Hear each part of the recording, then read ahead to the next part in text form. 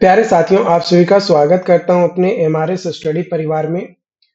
तो डियर, आज की इस वीडियो में मैं बात करने वाला हूं। जैसा कि आपको पता है कि इससे पहले की वीडियो में मैंने आपको बताया था शियर फेल्यूर क्राइटेरिया के बारे में, जिसमें 3 तरीके का फेल्यूर हमारा आता है: general shear failure, local shear failure और पंचिंग शियर फेल्यूर। इससे पहले हमने कुछ डेफिनेशंस देखे थे, जैसे gross pressure, net pressure, safe bearing capacity, net ultimate bearing capacity, shallow foundation क्या होता है, उसके बारे में हमने डिस्कस किया। आपने उसे देखा होगा, समझा होगा और अपना खुद का नोट्स तैयार किया होगा।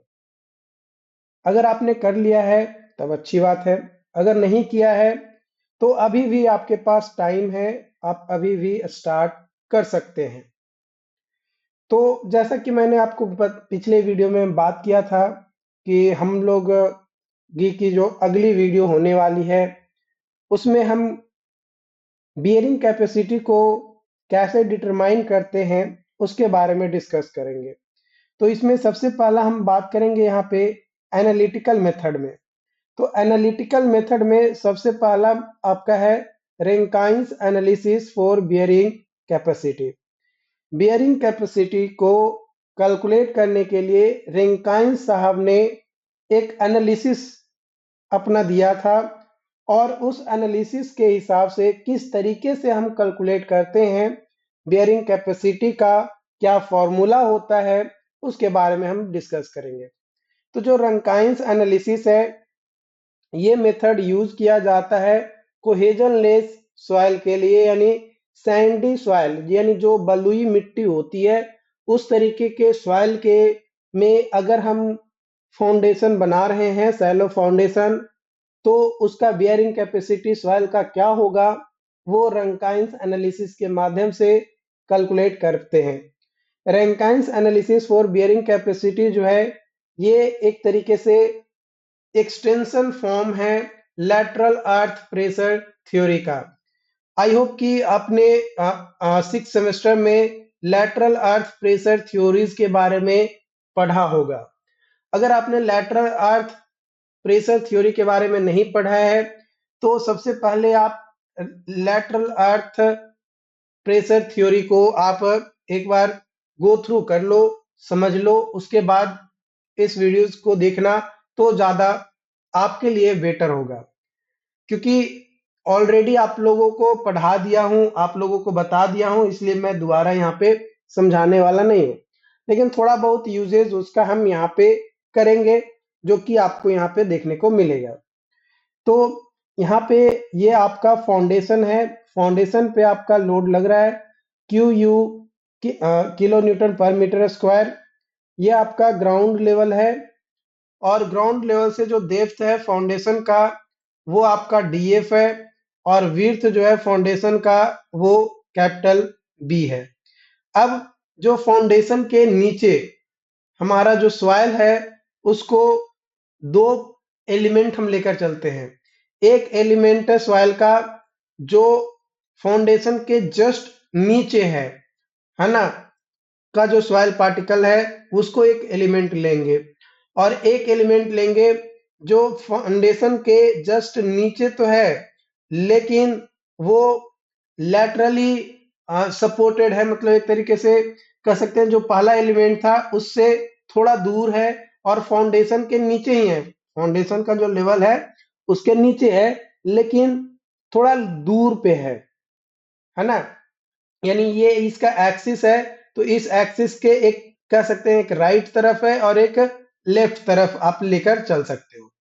तो यहाँ पे आप स्टेट देखोगे स्ट्रेस का फॉर एलिमेंट 1, तो Q U is equal to sigma 1 हो जाएगा, जो कि ऊपर से लग रहा है, और क्यू यू नीचे से भी लगेगा जो कि सिग्मा 1 के बराबर है, और सिग्मा एन जो कि यहाँ पे नॉर्मल स्ट्रेस लग रहा है, ये आपका सिग्मा 3 के बराबर हो गया।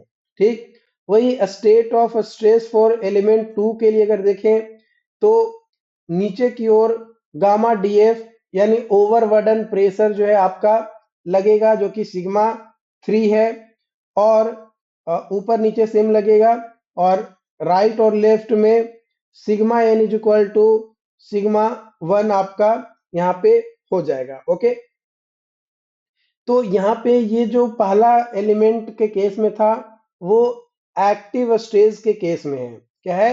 एक्टिव स्टेज के केस में है। लेकिन सेकेंड केस जो कि ओवरबर्डन प्रेशर यहाँ पे लग रहा है, उसमें आपका जो है पैसिव स्टेज में आपका जो एलिमेंट बी है वो आपको मिलेगा। तो फॉर इक्विलिब्रियम कंडीशन जहां पे किसी तरीके का कोई शेयरिंग नहीं हो रहा है, वहां पे sigma N one is equal to sigma N two, यानी sigma N of element one और sigma N of element two. तो पी ए एलिमेंट वन यानी एक्टिव प्रेशर आपका एलिमेंट वन पे, और पैसिव प्रेशर लगेगा फॉर एलिमेंट टू पे या ऑन एलिमेंट टू। तो हमारा एक्टिव प्रेशर आ जाएगा K A into Q you is equal to K P into gamma D F. K P जो है ये हमारा कोफिशियंट होगा पैसिव प्रेशर का। तो Q U is equal to K p by K A into gamma D F. तो Q U is equal to 1 plus sine phi by 1 minus sine phi into 1 plus sine phi by 1 minus sine phi into gamma D f. ये K p by K ए का जगह पे हम यहाँ पे put किए। यहाँ पे हम ऐसे भी इसको पुट कर सकते हैं कि के पी गुने 1 बाई के ए। तो के पी का यहाँ पे हो जाएगा 1 plus sine phi divided by 1 minus sine phi, और के ए के पी का ये था आपका, और के ए का आपका हो जाएगा 1 minus sine phi divided by 1 plus sine phi. तो 1 by K A is equal to हो जाएगा 1 plus sine phi divided by 1 minus sine phi. तो सेम चीज यहाँ पे के पी का ये दिया गया है, और ये आपका 1 बाई के ए का दिया गया है, और ये गामा डी एफ तो आपका है ही, जो कि ओवरबर्डन प्रेशर का वैल्यू आपका है। तो Q U is equal to हो जाएगा 1 plus sine phi by 1 plus sine phi 1 minus sine phi का whole square into gamma D F. तो 1 plus sine phi by 1 minus sine phi is equal to tan square 45 plus 5 by 2, ये आपका आ जाएगा। तो Q is equal to 10 के power 4 45 plus 5 by 2 into gamma D F. तो ये जो डेप्थ ऑफ फुटिंग है, इसको निकालने के लिए फॉर्मूला हो जाएगा q u by gamma into 1 minus sine phi by 1 plus sine phi का होल स्क्वायर। इस फॉर्मूला के माध्यम से हम डेप्थ ऑफ फुटिंग को कैलकुलेट करेंगे। क्या करेंगे? डेप्थ ऑफ फुटिंग को कैलकुलेट करेंगे। टरजागीज बियरिंग कैपेसिटी इक्वेशन, जो टरजागीज बियरिंग कैपेसिटी इक्वेशन है, ये कैपेसिटी फेलुअर के लिए है। तो उस कंडीशन में जब कैपेसिटी फेलुअर हम लेकर चलते हैं, तो सॉइल को एज्यूम करना पड़ता है कि जो सॉइल हमारा है वो प्लास्टिक मटेरियल है। कैसा मटेरियल है? प्लास्टिक मटेरियल के तौर पे सॉइल हमारा बिहेव कर रहा है। तो ये जो कॉन्सेप्ट है बियरिंग कैपेसिटी के इक्वेशंस का, ये सबसे पहले इंट्रोड्यूस किया गया था प्रंडल के द्वारा। उसके बाद उसमें कुछ मॉडिफिकेशन किए गए, और टरजागी साहब ने फिर उसका यूज किया, इक्वेशन लाया बियरिंग कैपेसिटी का। इसके अलावा मेयर हॉफ ने भी जो है बियरिंग कैपेसिटी का इक्वेशन लाया, और भी कई सारे लोग आए और थोड़ा बहुत मॉडिफिकेशन करके बियरिंग कैपेसिटी का इक्वेशन जो है प्रोवाइड किया गया। तो जो प्रंडल साहब थे, इन्होंने कंसीडर किया कि जो बेस ऑफ फुटिंग है वो स्मूथ है ना, बेस ऑफ फुटिंग जो है वो स्मूथ है। लेकिन टरजागी साहब ने ये कंसीडर किया कि जो बेस ऑफ फुटिंग है वो हमारा रफ है, बेस ऑफ फुटिंग हमारा स्मूथ नहीं है। लेकिन प्रंडल ने स्मूथ माना, टरजागी साहब ने उसको रफ माना। तो नोट पॉइंट यहाँ पे ये है कि अगर बेस ऑफ फुटिंग को हम ये एज्यूम करते हैं कि वो स्मूथ है, इसका मतलब कि सॉइल को कंसीडर करेंगे कि वो प्लास्टिक इक्विलिब्रियम के केस में है ना, प्लास्टिक इक्विलिब्रियम के स्टेट के केस में है। ये सॉइल को कंसीडर करेंगे अगर हम बेस ऑफ फुटिंग को एज्यूम करेंगे कि स्मूथ है तब। तो उस कंडीशंस में हमारा 3 तरीके का ज़ोन जो है हमारा बेस ऑफ फुटिंग के अंदर बनेगा। ज़ोन 1, ज़ोन 2 और ज़ोन 3। ज़ोन 1 जो आपका बेस ऑफ फुटिंग के जस्ट नीचे बनेगा। ज़ोन 2 जो थोड़ा दूर पे बनेगा। और ज़ोन 3 जो बेस ऑफ फुटिंग के लेवल तक जाएगा। तो यहाँ पे जो ज़ोन 1 है वो हमारा इलास्टिक इक्विलिब्रियम यानी ज़ोन ऑफ इलास्टिक इक्विलिब्रियम कहेंगे। ज़ोन 2 जो है उसको रेडियल शियर का ज़ोन कहेंगे।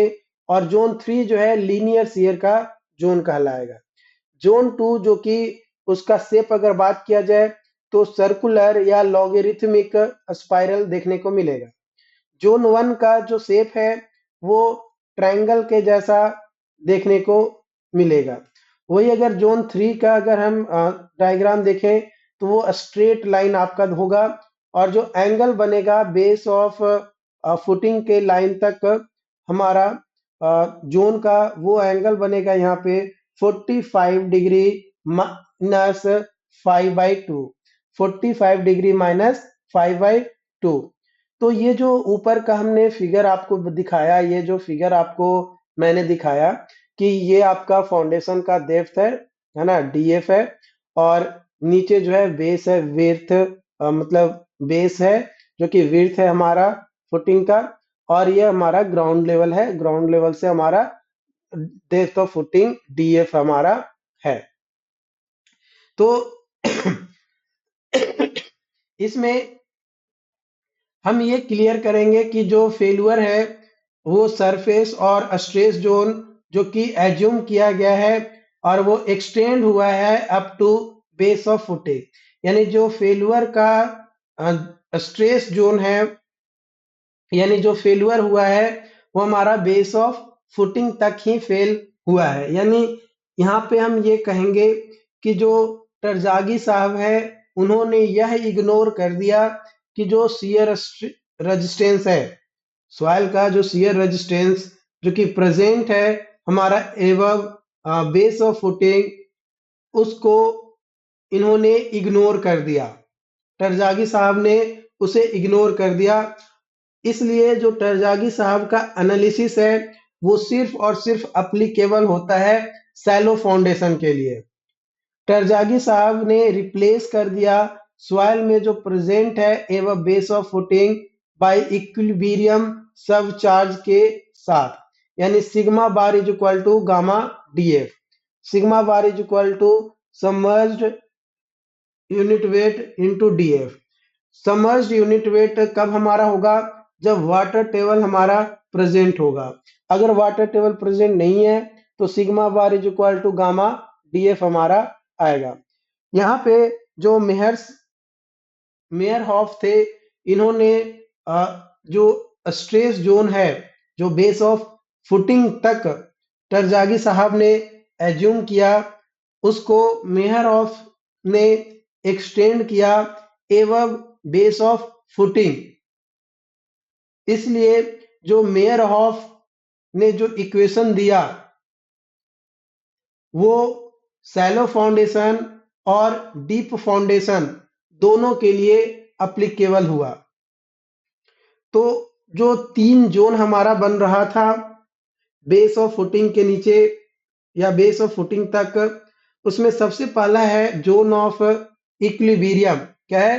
जोन ऑफ इलास्टिक इक्विलिब्रियम, इस जोन में सॉइल जो है इलास्टिक स्टेट ऑफ इक्विलिब्रियम में रहेगा और यहाँ पे जो प्रेशर अप्लाई किए जाएंगे वो due to base of footing के कारण से ये आपका कॉम्पैक्टेड होगा और वो पार्ट होगा फुटिंग का।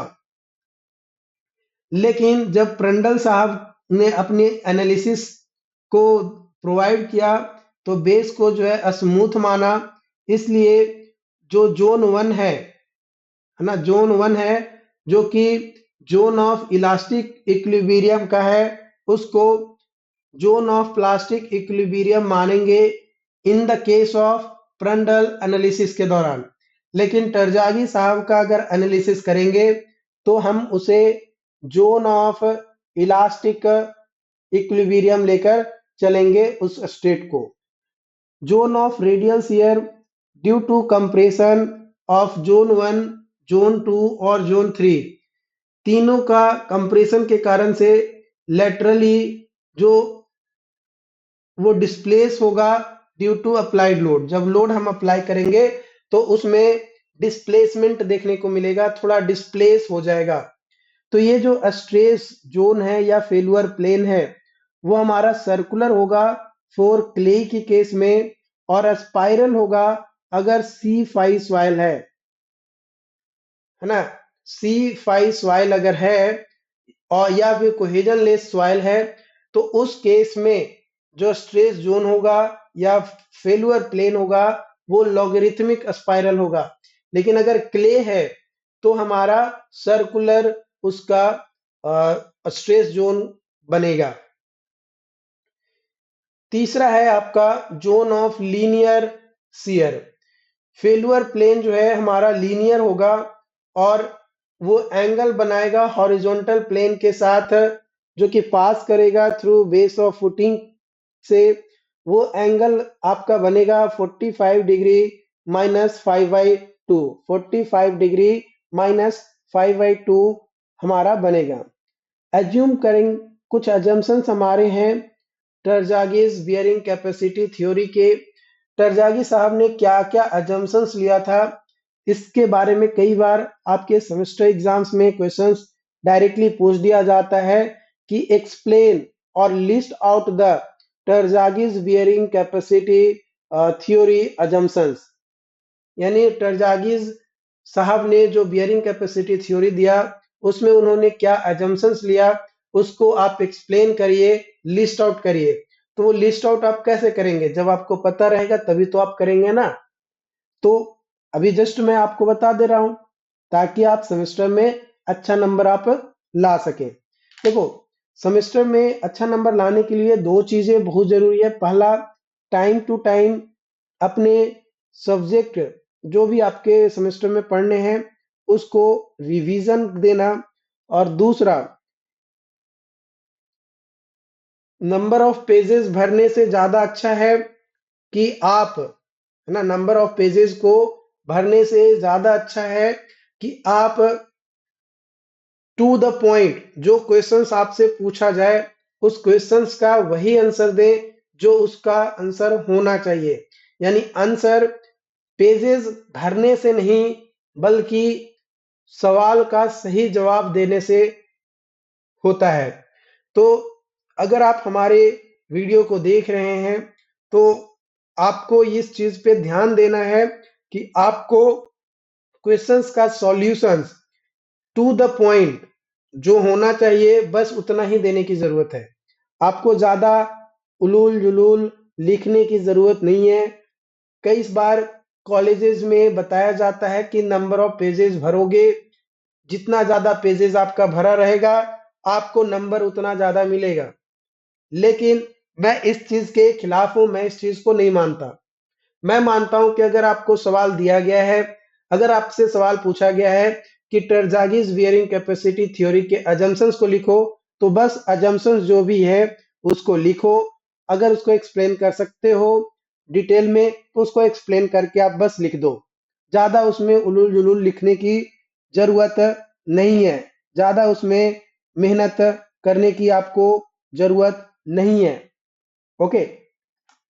तो टरजागी साहब ने बियरिंग कैपेसिटी थ्योरी देने से पहले क्या अजम्पशंस लिया? तो टरजागी साहब ने यह कंसीडर किया कि जो जनरल शियर फेल्यूर है वो हमारा होगा, है ना, जनरल शियर फेल्यूर देखने को मिलेगा। दूसरा कि जो टरजागीज बियरिंग कैपेसिटी थ्योरी है ये सैलो फाउंडेशन के लिए ही सिर्फ एप्लीकेबल होगा। तीसरा कि जो टरजागीज बियरिंग कैपेसिटी थ्योरी है ये एप्लीकेबल होगा फॉर स्ट्रिप फुटिंग के लिए। स्ट्रिप फुटिंग यानी लेंथ ऑफ फुटिंग जो है बहुत ज्यादा है लेकिन विड्थ ऑफ फुटिंग 5 गुना है, यानी लेंथ ऑफ फुटिंग जो है विड्थ ऑफ फुटिंग के 5 गुना से भी ज्यादा है, यानी विड्थ ऑफ फुटिंग 5 गुना है तो उससे भी ज्यादा उसका लेंथ है फुटिंग का। तो उस तरीके का जो फुटिंग होता है वो हमारा स्ट्रिप फुटिंग कहलाता है। स्ट्रिप फुटिंग का अगर आपको मैं फिगर दिखाऊं तो आपको ज्यादा समझ में आएगा स्ट्रिप फुटिंग के बारे में।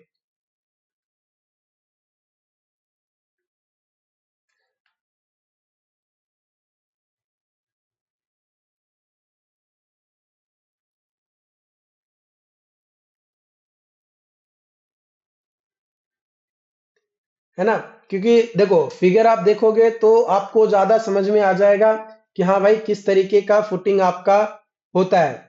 आप यहाँ पे ये देख सकते हो, आई होप कि ये पिक्चर आपके सामने ये आ चुका होगा।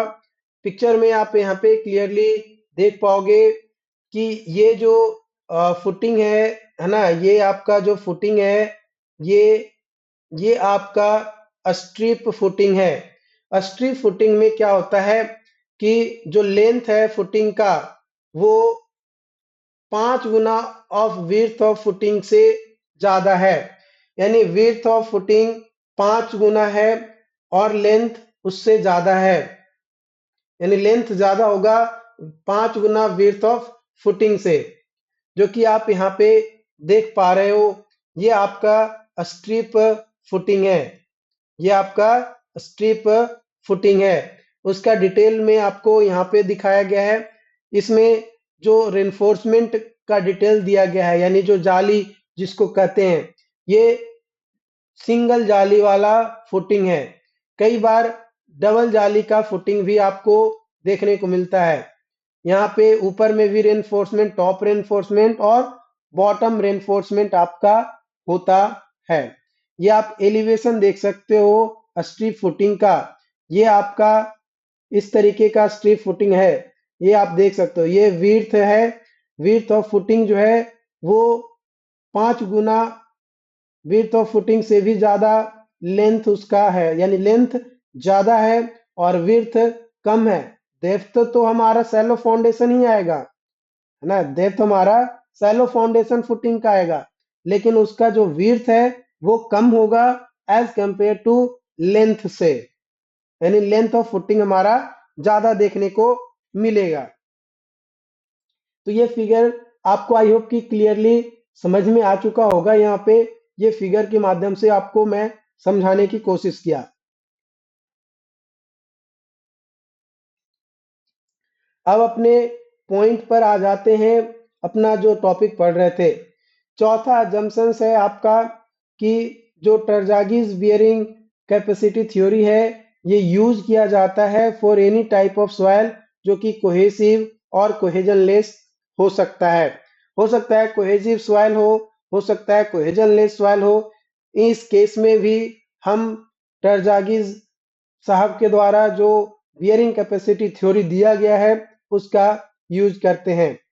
पांचवा अजम्पशन है आपका at the time of failure soil जो है प्लास्टिक इक्विलिब्रियम के केस में होता है, यानी प्लास्टिक इक्विलिब्रियम स्टेट में देखने को मिलता है जब हमारा बियरिंग कैपेसिटी फेल्यूर होता है, यानी फाउंडेशन फेल हमारा कर जाता है उस कंडीशन में। छठा जम्पशन है टरजागीज हैज रिप्लेस सॉइल। टरजागी साहब ने रिप्लेस किया था सॉइल में जो प्रेजेंट होता है एबव बेस ऑफ फुटिंग, जो भी शियर प्रेजेंट होता है एवं बेस ऑफ फुटिंग, उसको बाय इक्विवेलेंट सब चार्ज से, है ना, इक्विवेलेंट सब चार्ज से क्या कर दिया, टरजागी साहब ने उसे रिप्लेस कर दिया। जो सब चार्ज का फॉर्मूला होता है सिग्मा बार, वो होता है आपका गामा डीएफ अगर वाटर टेबल प्रेजेंट नहीं है तब, और गामा सबमर्ज इनटू डीएफ जब वाटर टेबल हमारा प्रेजेंट होगा तब उस केस में आएगा। तो for equilibrium conditions soil wedge जो होगा ए सी डी, जो कि total downward force is equal to total upward force आपका आएगा। तो अगर हम एस्टिमेशंस देखें टोटल डाउनवर्ड फोर्सेस का due to applied pressure q you into B हो जाएगा, due to self weight of soil wedge A C D के लिए, है ना, ये आपका ए सी डी है, ये सी और ये आपका डी है, जो कि सॉइल वेजेस का इक्विलिब्रियम कंडीशंस के लिए हम लेकर चलेंगे कि डाउनवर्ड का टोटल फोर्स और अपवर्ड का टोटल फोर्स बराबर आएगा। तो सेल्फ वेट के कारण से हमारा जो टोटल डाउनवर्ड फोर्स आएगा वो आएगा half into b into B by two tan phi into gamma, यानी 1/4 B square gamma tan phi, ये हमारा आ जाएगा due to self weight of soil wedge ACD के कारण। तो टोटल डाउनवर्ड फोर्स आ जाएगा q you into B plus 1/4 B square gamma tan phi. यहाँ पे ये हमारा जो सॉइल वेज है, ये सी और डी जो लेंथ है हमारा, या देव कह सकते हैं, वो b by two tan phi है। इसका स्लैंट लेंथ अगर देखें या स्लैंट डिस्टेंस देखें तो b by two cos phi, और ये बेस ऑफ फुटिंग जो है दो भागों में बांटा हुआ है, B by two and B by two, और एंगल हमारा फाइव बनेगा।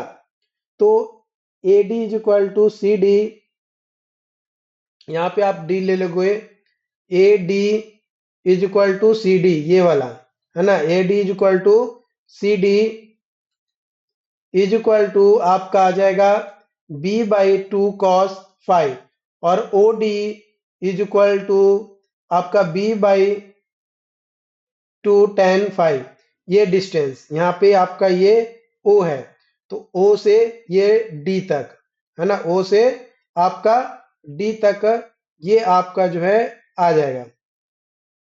तो estimation of total upward force अगर हम कैलकुलेट करें तो ड्यू टू कोहेजन के कारण से हमारा अपवर्ड फोर्स आ जाएगा C A is equal to C into A D या फिर सी डी। तो C A is equal to C into B by two cos phi. तो upward force due to cohesion आ जाएगा हमारा C A sine phi plus C A sine phi. तो two C A sine phi is equal to two into C into B by two cos phi into sine phi. तो B C into tan phi आ जाएगा, और upward force due to passive resistance अगर देखें तो passive pressure plus passive pressure is equal to two passive pressure, यानी total upward force देखें तो B C tan phi plus two P P आ जाएगा। अब समेशन अगर देखें हम टोटल डाउनवर्ड फोर्स और समेशन देखेंगे टोटल अपवर्ड फोर्स का, तो Q U into B plus 1/4 B square gamma tan phi is equal to B C tan phi plus two P P आ जाएगा। तो यहाँ से Q U B is equal to आ जाएगा two P P plus B C tan phi minus 1/4 B square gamma tan phi. तो Q U into B is equal to two into P P C plus P P Q plus P P Y plus B C tan phi minus 1/4 B square gamma tan phi, ये equation 1 ले लेंगे। यहाँ पे जो passive pressure होगा वो आ जाएगा due to cohesions, passive pressure due to cohesion, passive pressure due to surcharge और passive pressure due to unit weight of soil. तो यहाँ पे Q 2 P C plus B C tan phi equal to C N C into B, ये equation A हो जाएगा। 2 P Q is equal to sigma bar N Q B आ जाएगा, ये equation B हो जाएगा।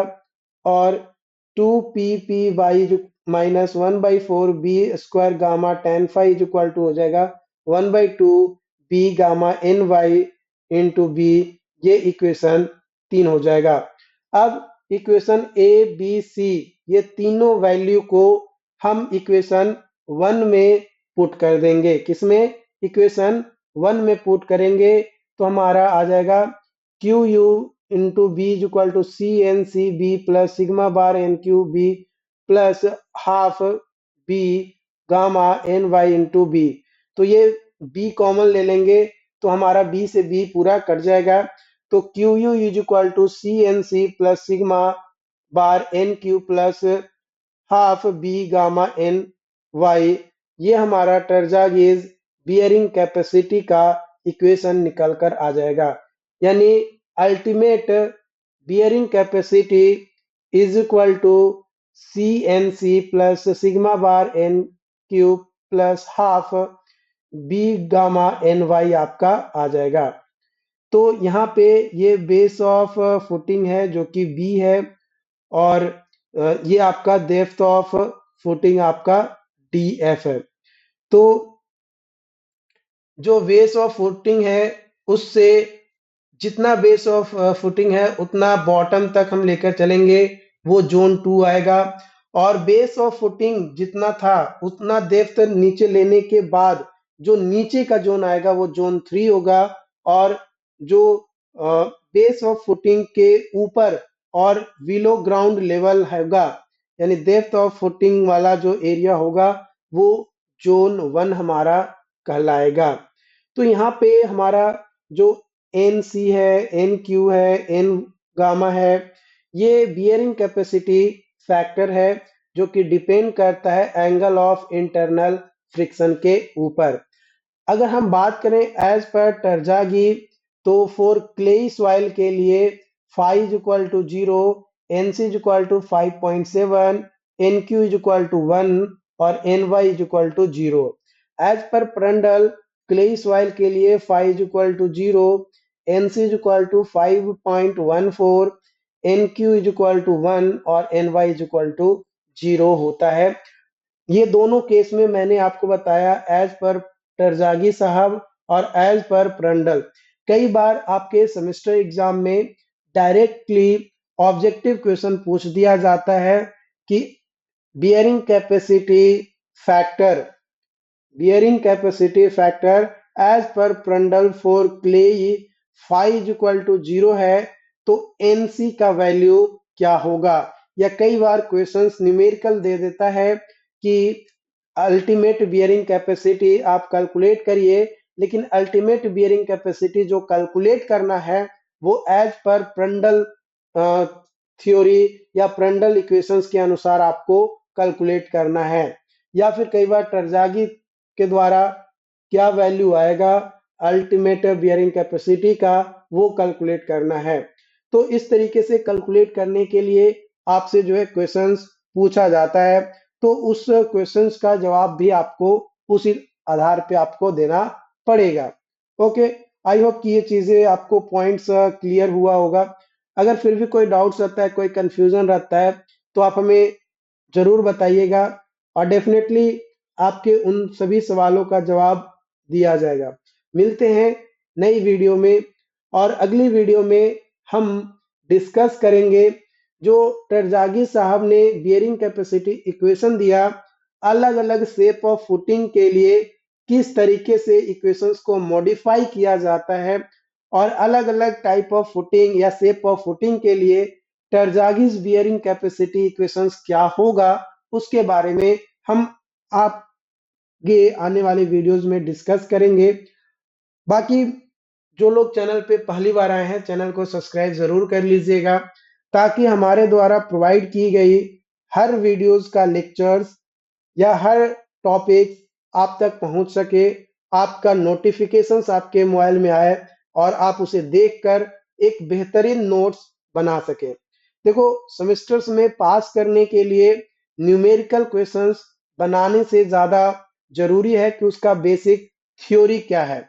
अगर आपका बेसिक थ्योरी आपको क्लियर है तो आप आसानी से क्वेश्चंस को सॉल्व कर पाएंगे, क्वेश्चंस को आप इजीली समझ पाएंगे कि क्वेश्चंस कहना क्या चाह रहा है। लेकिन अगर आपको यही नहीं पता रहेगा कि फॉर्मूला क्या होता है, कौन सा फॉर्मूला कब हमें क्या लगानी है, अगर ये पता ही नहीं रहेगा तो आप सेमेस्टर एग्जाम में कैसे अच्छा नंबर अचीव कर पाएंगे? नहीं कर पाएंगे ना। तो अच्छा नंबर अचीव करने के लिए आपको जरूरी है कि आप हर फॉर्मूलेज को समझिए। याद करने से ज्यादा जरूरी है फॉर्मूला को समझना। अगर आप फॉर्मूले को समझ लिए देन फिर कोई दिक्कत नहीं है। ओके, तो जो लोग चैनल पे पहली बार आए हैं, चैनल को सब्सक्राइब जरूर कर लीजिएगा। Thank you.